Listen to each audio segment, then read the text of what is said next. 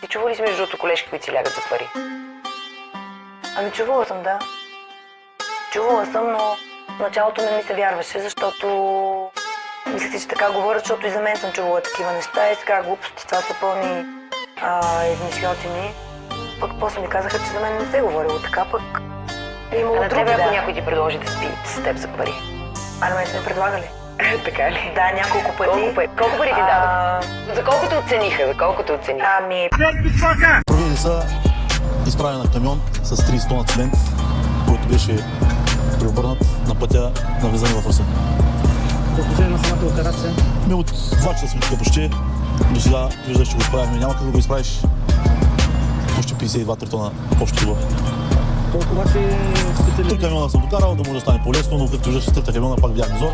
Но аз знам моята работа, професионално съм вече в това отношение и се надявам, че го направим безупречно. Пострадали при... Не бе, шофьора с леки наранявани, но слава на Господ е жив. Често ли ви се налага да правите такива специализирани? От снощи от 5 на 6, тази ми е трета като съд. Вие сте специализирани само по камион? Лицензирана фирма сме, която се занимава с вадене и изправяне на преобърнат камион. Основната причина при тези тежки катастрофи, които... Според мен или е преуморен шофьор е заспал, или скоростта да е висока, не виждам сигурно да е заспал.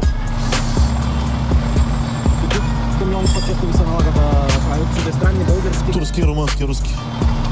За съжаление, снощи имаше един български на автомагистрала Тракия, човек е получил инфаркт и става мазал.